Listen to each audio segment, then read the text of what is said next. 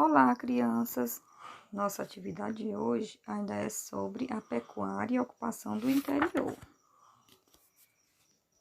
E essa ocupação era a ocupação da terra e colonização. E vocês sabiam das disputas de terras entre indígenas e não indígenas que ocorreram e ainda ocorrem, principalmente em terras indígenas, estabelecendo uma relação entre passado e presente? E que os índios têm os seus direitos garantidos por lei, que não são respeitados, e a intolerância dos não indígenas em relação aos nativos, aspecto que permanece no presente?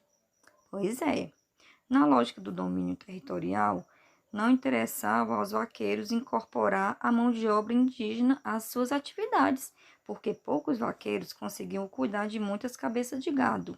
À medida que penetravam no interior, os vaqueiros promoviam grandes matanças de indígenas. Então, na ocupação da terra e a colonização foi que aconteceu tudo isso, gente. E lá no início da colonização, alguns aristocratas portugueses receberam lotes de terra no Brasil. As capitanias hereditárias, chamadas de donatários, eles podiam distribuir o direito de uso da terra a algumas pessoas. As terras doadas eram chamadas de sesmarias, e quem as recebia era chamado de sesmeiro. No litoral da Bahia, muitos sesmeiros não habitavam suas terras. A maioria delas foi ocupada por vaqueiros. Lembram que eles ocupavam lá na outra aula? Os vaqueiros ocupavam as terras. Eles iam procurar, pastagem para o gado, aí iam se afastando cada vez mais para eles exatamente não estragar a plantação de cana-de-açúcar. Então, eles praticavam a pecuária e por roceiros, que levantavam pequenas roças. Com o tempo, muitos vaqueiros mestiços de portugueses com indígenas construíram fazendas de gado, que foram se expandindo pelo interior. Houve muitas disputas e conflitos entre esses colonos e os grupos de indígenas que lá viviam.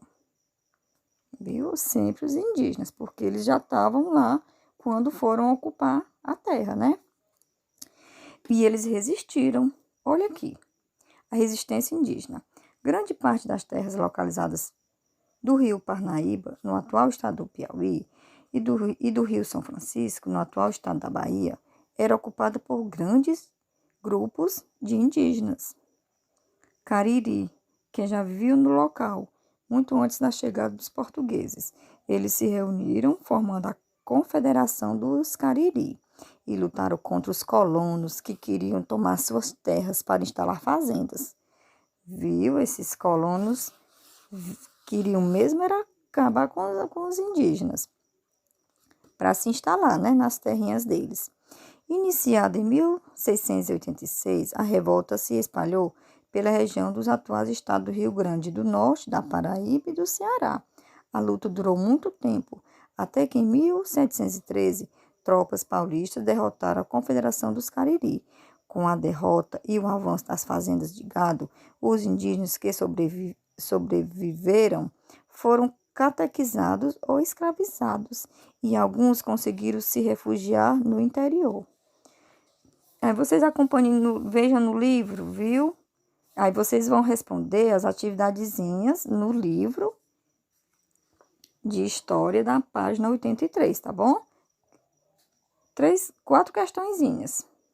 As 5, 6, 7 e 8. Porque a gente está continuando o assunto da pecuária e ocupação do interior. A gente já fez 4 questõezinhas, agora mais 4, tá certo? Beijo para todos!